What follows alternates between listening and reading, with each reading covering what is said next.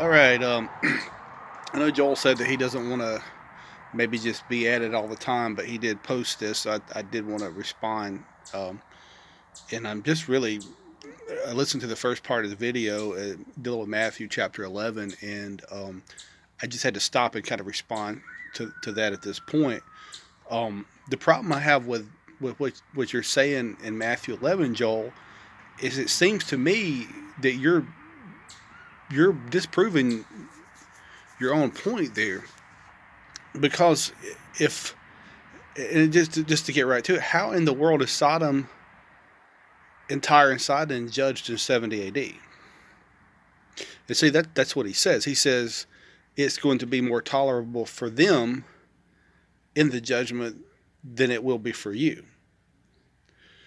And so basically, whenever the judgment he's speaking of is taking place, both those who rejected Christ and his ministry in Jerusalem and those who were already judged, oddly enough, both Sodom and Tyre and Sidon had already faced a sort of judgment in the past.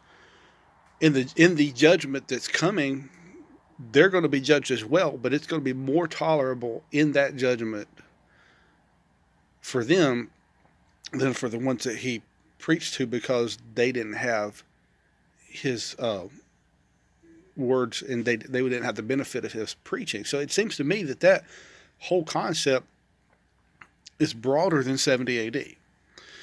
And I'm going to go through some of the other. We've talked about Matthew 16, and I may just do these in little pieces so that we can catch them.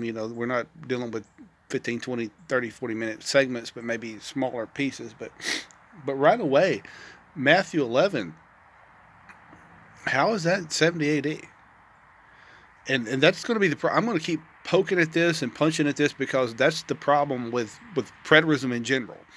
And one of the reasons that I would say I would hesitantly call myself preterist, in the sense that, of course, I see the fall of Jerusalem predicted in the Olivet prophecy, and I do feel like that that's a part of the picture. But the problem with preterism in general, partial preterism, full preterism, whatever, the fall of Jerusalem is the only eschatological thing that you guys ever see anywhere, is 70 AD, the fall of Jerusalem. And the problem is 70 AD and the fall of Jerusalem cannot cover the full scope of everything that's discussed in the New Testament. It can't. And it doesn't matter how neatly you can make it fit into some kind of structure or framework, if at the end of it, it's like a blanket that's too short. When you guys try to cover up your upper body, your feet are exposed. You cover your feet, your chest is exposed. It doesn't fit everything. The scope of the salvation that's promised, and the scope of the judgment. And I'm going to say this, and I'm going to dip off on this one.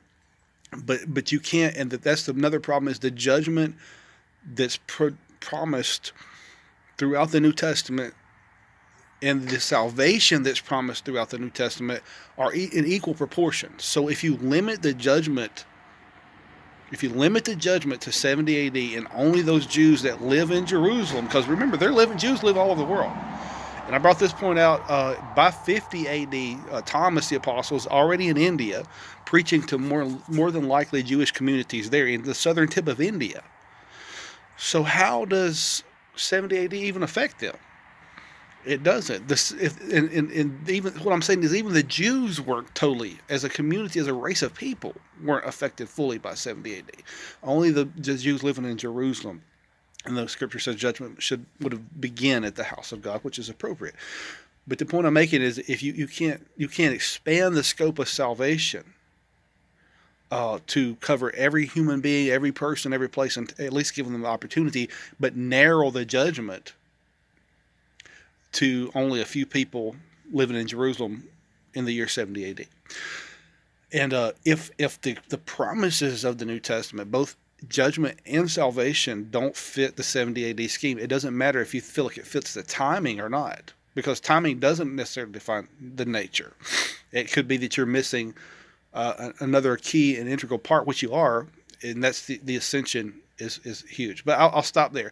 Matthew 11 can't be talking about 70 AD, because Sodom and Tyre and Sidon were not present in Jerusalem in 70 AD. and you can't make that work. So that's my response to that. I'll probably have some more as the day goes on. God bless.